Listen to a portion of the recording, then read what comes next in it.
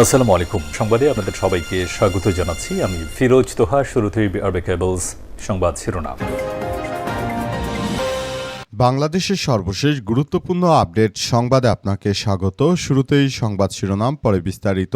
প্রথমেই জানাবো, শিক্ষামন্ত্রী নিজের মেয়েকে ব্রয়লার মুরগির মতো বললেন বিএনপির ছাত্রদল নেতা নাসির উদ্দিন নাসির।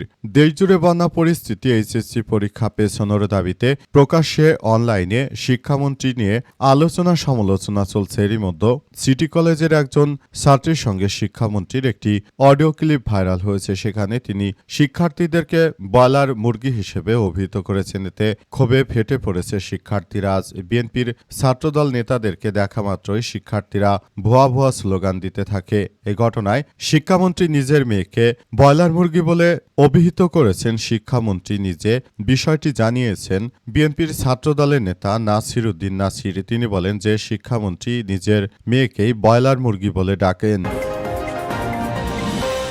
এরপর জানাবো, ফার্মের মুরগির বলে মন্তব্য শিক্ষামন্ত্রীকে যা বলেন সজীব ভুঁইয়া। সারা দেশে টানা বৃষ্টিপাত, বন্যা ও জলাবদ্ধতার মধ্যে এইচএসসি পরীক্ষা চলমান রাখায় তোপের মুখে পড়েছেন শিক্ষামন্ত্রী ডক্টর আনম এহসানুল হক মিলন। মন্ত্রীর পদত্যাগের দাবিতে রাস্তায় নেমেছে শিক্ষার্থীরা। এরই মধ্যে এইচএসসি পরীক্ষার্থীদের নিয়ে মন্ত্রীর করা একটি মন্তব্য সামাজিক যোগাযোগ মাধ্যমে ছড়িয়ে পড়েছে। এ নিয়ে চলছে তীব্র সমালোচনা।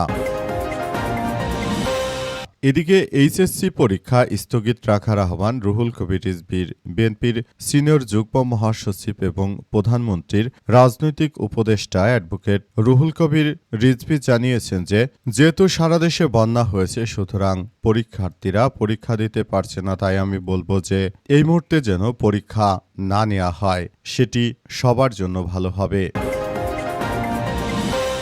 এবারে জানাবো, বিএনপি ছাড়া কারো সঙ্গে অতীতে জোট করিনি বললেন জামাত ইসলামের আমির ডাক্তার শফিকুর রহমান।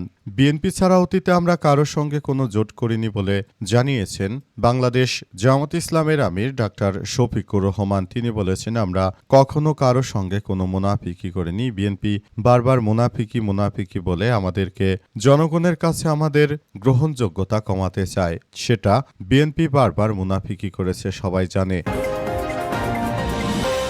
এবং সর্বশেষ জানাবো, হরমুজ প্রণালীতে ইরানের ক্ষেপণাস্ত্র হামলায় ভারতীয় নাগরিক নিহত, আহত ৮। হরমুজ প্রণালীতে সংযুক্ত আরব আমিরাতে দুটি জাহাজ তেল ট্রাঙ্কারে ইরানের ক্ষেপণাস্ত্র হামলা চালিয়েছে। এই ভয়াবহ অনাকাঙ্ক্ষিত হামলায় ট্রাঙ্কারে কর্মরত এক ভারতীয় ক্রু সদস্য নিহত হয়েছে এবং আরও ৮ জন ক্রু সদস্য গুরুতরভাবে আহত হয়েছে। আহতদের মধ্যে ৬ জন ভারতীয় এবং ২ জন ইউক্রেনের নাগরিক রয়েছে, যাদের মধ্যে ৪ জনের অবস্থা অত্যন্ত আশঙ্কাজনক বলে জানা গেছে। প্রিয় দর্শক, এতক্ষণ শুনছিলেন সংবাদ শিরোনাম, এবারে বিস্তারিত।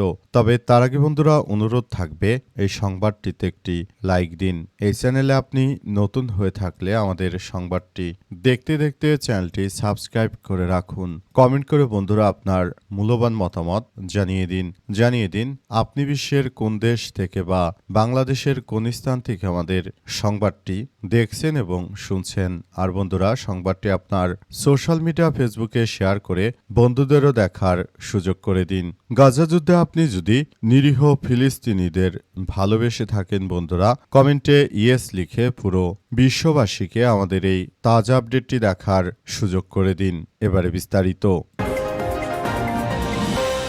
নিজের মেয়েকে ব্রয়লার মুরগির মতো বলেছেন শিক্ষামন্ত্রী, বললেন বিএনপির ছাত্রদল নেতা নাসির উদ্দিন নাসির। দেশজুড়ে বন্যা পরিস্থিতি, এইচএসসি পরীক্ষা পেছানোর দাবিতে প্রকাশ্যে অনলাইনে শিক্ষামন্ত্রীকে নিয়ে আলোচনা সমালোচনা চলছে। এরই মধ্যে সিটি কলেজের একজন ছাত্রীর সঙ্গে শিক্ষামন্ত্রীর একটি অডিও ক্লিপ ভাইরাল হয়েছে। সেখানে শিক্ষামন্ত্রী পরীক্ষার্থীদেরকে ব্রয়লার মুরগি বলেছেন বলে ক্ষোভে ফেটে পড়েন শিক্ষার্থীরা। তবে শিক্ষামন্ত্রী নিজের মেয়েকে এই কথা বলেছেন বলে দাবি ছাত্রদলের কেন্দ্রীয় সাধারণ সম্পাদক নাসির উদ্দিন নাসিরের। আজ ঢাকা বিশ্ববিদ্যালয়ে আন্দোলনরত এইচএসসি পরীক্ষার্থীদের সঙ্গে কথা বলার সময় ছাত্রদলের সাধারণ সম্পাদক এসব কথা বলেন। এ সময় বৃষ্টি উপেক্ষা করে ছাত্ররা তারা আন্দোলন করতে থাকে। তারা বিএনপির নেতাকর্মীদেরকে দেখেই ভুয়া ভুয়া স্লোগান দিতে থাকে। ছাত্রদলের সাধারণ সম্পাদক বলেন, শিক্ষামন্ত্রী নিজে তার মেয়েকে বলেছেন যে এখনো বৃষ্টি বাদলে ভিজলে যে একটু বাইরে গেলেই ঠান্ডা লাগে, সে ব্রয়লার মুরগির মতো। উনি ওনার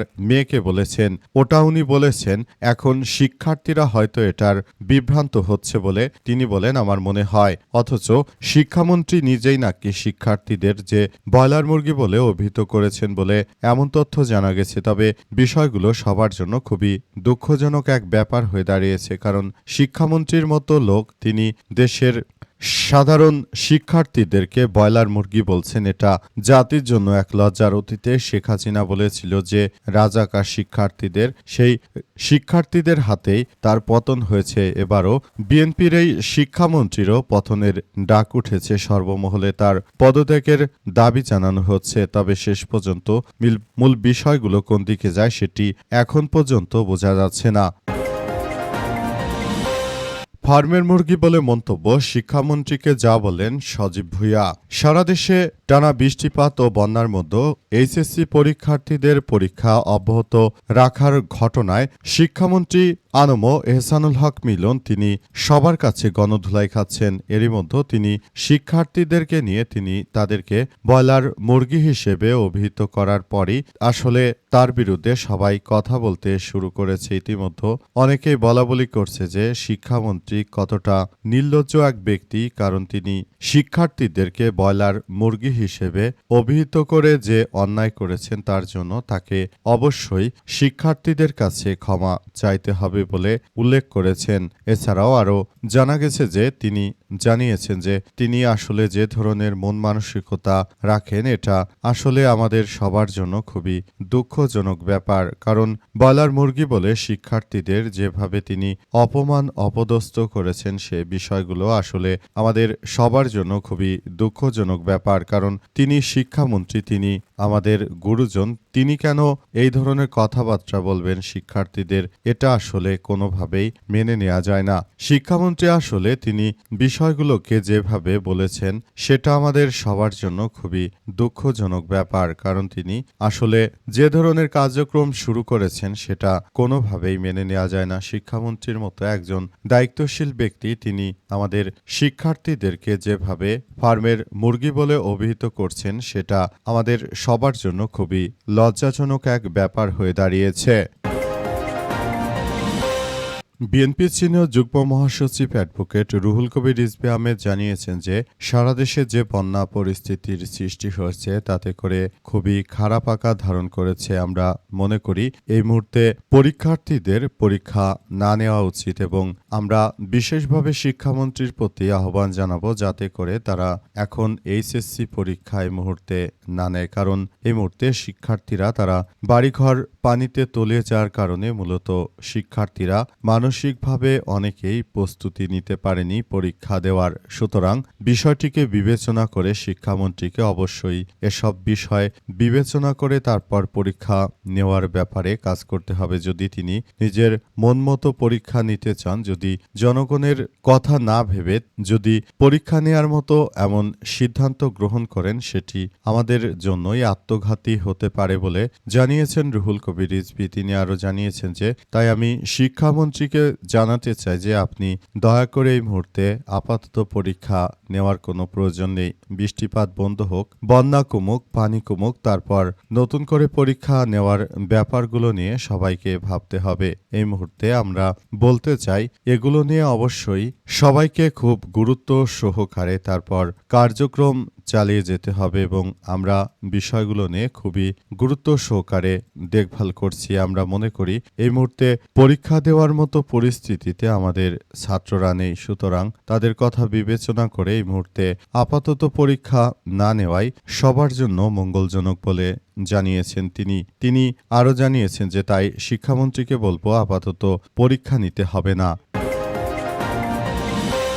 বিএনপি ছাড়া আমরা কারোর সঙ্গে অতীতে কোনো জোট করিনি বললেন জামাতের আমির। বাংলাদেশ জামাত ইসলামের আমির ডাক্তার শফিকুর রহমান জানিয়েছেন যে আমরা জামাত ইসলাম অতীতে কখনো বিএনপি ছাড়া আর কারোর সঙ্গে কোনো জোট করিনি। সুতরাং আমরা বলতে চাই যে আপনারা যারা আমাদের নামে মিথ্যাচার করছেন বা বিএনপির যে নেতৃত্ববৃন্দরা তারা আমাদের নিয়ে যে ধরনের কথাবার্তা বলছেন আপনাদেরকে বলতে চাই আমরা বিএনপি ছাড়া আর কারোর সঙ্গে অতীতে কখনোই কোনো জোট করিনি। সুতরাং আপনারা এই ধরনের মিথ্যাচার করবেন না।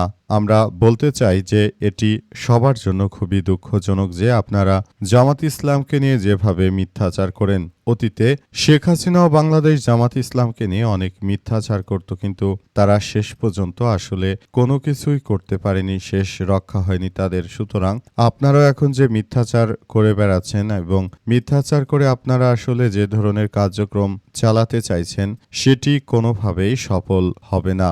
যদি সবকিছু ভালোভাবে পরিচালনা না করতে পারেন তাহলে দায়িত্ব ছেড়ে দিন। দেশের জনগণ যারা হাদি হত্যার বিচার করে না, যারা জুলাই গণ অভ্যুত্থানকে স্বীকার করে না, তাদেরকে দিয়ে রাষ্ট্র পরিচালিত করতে চায় না, অন্যায়ভাবে রাষ্ট্র কাঠামোতে বসে আছেন। জনগণের ভোটের অধিকার আপনারা যদি না দিতে পারেন সেক্ষেত্রে জনগণ আপনাদেরকে ক্ষমা করবে না বলে জানান বাংলাদেশ জামাত ইসলামের আমির ডাক্তার শফিকুর রহমান। তিনি সবার প্রতি উদাত্ত আহ্বান জানিয়ে বলেছেন যে এখনই সময়, এখনই সবাইকে একসঙ্গে কাজ করতে হবে, কিন্তু আপনারা সেটি না করে বরং জামাতের বিভিন্ন রকমের বিষয় নিয়ে যে মিথ্যাচার করেন সেটি মেনে নেওয়া যায় না।